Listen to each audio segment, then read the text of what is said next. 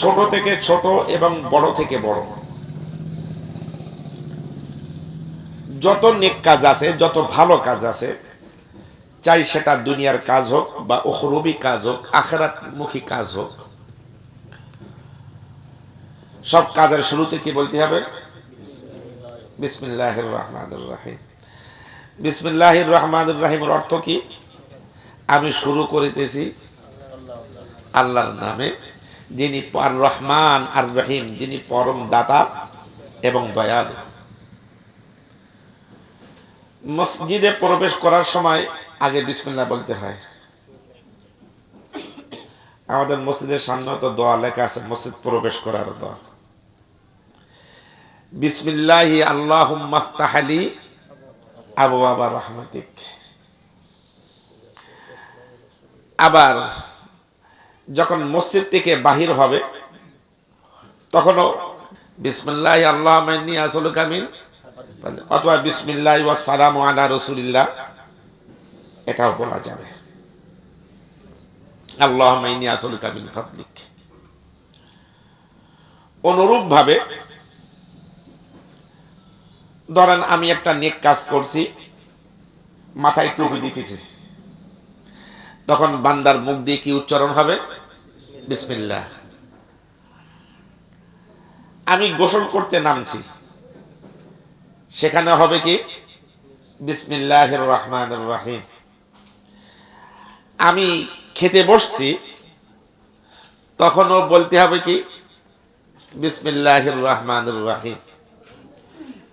ঘরে তালা লাগাচ্ছি, বাহিরে যাব, কেউ থাকবে না বাড়িতে, তখন বলতে হবে কি? তালা লাগানোর সময় বিসমিল্লাহির রহমানির রহিম। আরো দোয়া আছে, খালি শুধু বিসমিল্লাহটার কথা বলছি। যখন বাড়িতে প্রবেশ করবে তো কি করবে? তালা খুলবে তো কি বলবে? বিসমিল্লাহির রহমানির রহিম।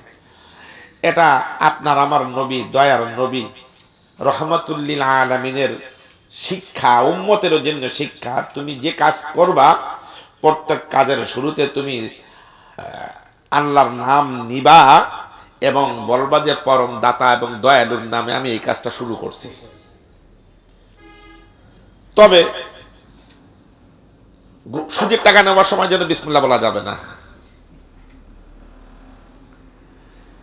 সুদের টাকা নেওয়ার সময় কি বলা যাবে না? আপনারা নেন না, আমি একটা শিক্ষা দিচ্ছি আর কি, বাইরে বলবেন। শুধু মসজিদে বসে শুনে যাবেন, হুজুর ওয়াজ করবে, বাইরে গিয়ে আপনারা বলবেন না, তা না।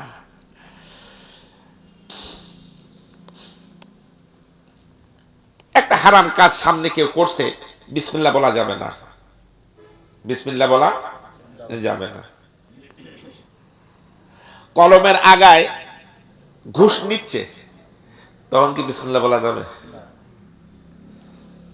চুরি করছে, তখন বিসমিল্লাহ বলা যাবে না, কারণ ওটা গুনাহের কাজ। আল্লাহ মাফ করো, কোনো পরনারীর দিকে যখন তাকাবে, তো দেখ গুনার কাজ তো হচ্ছে, তো ভালো করে বিসমিল্লাহটা একটু বলি। এখন বিসমিল্লাহ বলে পরনারীর দিকে তাকাচ্ছে, হারাম কাজ করছে, সেখানে বিসমিল্লাহ বলা যাবে? এমনি তো তাকানো নিষেধ, হারাম। এখন যদি কেউ সওয়াবের নিয়তে বলে আমি তাকাবো তাকাবো, সওয়াবও কামাই করব, ওখানে সওয়াব না, বরং আর কি হবে? গুনাহ হবে। কারণ বিসমিল্লাহির রহমানির রহিম অপব্যবহার হচ্ছে সেখানে। এই জন্য সব কাজের মধ্যে বিসমিল্লাহ না, আর সেগুলা কি? যেগুলোর মধ্যে আল্লাহর নাফরমানি আছে। বেশ কিছু আগের কথা, একজন আরেকজনকে গালি দিচ্ছে, এখন আমার সামনেও কি পড়বে না? এখন সে বিসমিল্লাহির রহমানির রহিম বলে গালি শুরু করেছে। আমি দাঁড়িয়ে, সব মিটিয়ে মিটিয়ে চলে গেছে, দুই পক্ষে, এক পক্ষে দাঁড়িয়ে আছে, আর এক পক্ষে চলে গেছে। আমাদের ভাই আমি গালাগাল দিলেন কেন? 5 ওয়াক্ত নামাজ পড়েন, আর কি গালাগাল দিলেন? কয় হুজুর আমি প্রথমে বিসমিল্লাহ বলেছি।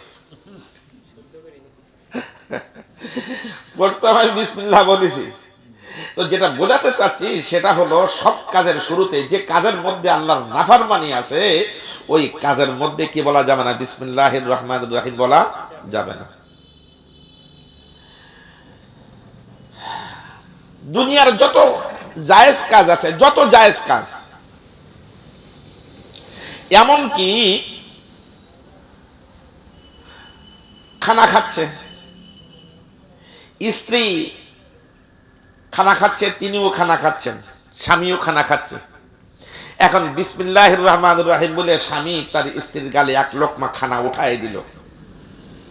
তো এই যে বিসমিল্লাহ বলে এক লোকমা খানা তার স্ত্রীর মুখে উঠায় দিল, ভালোবেসে মহাব্বতের সহিত, রাসূল কারীম সাল্লাল্লাহু আলাইহি ওয়াসাল্লাম বলেন, এই যে তুমি কাজটা করলে এর মধ্যে তোমার জন্য আল্লাহ সব লিখে দিয়েছেন।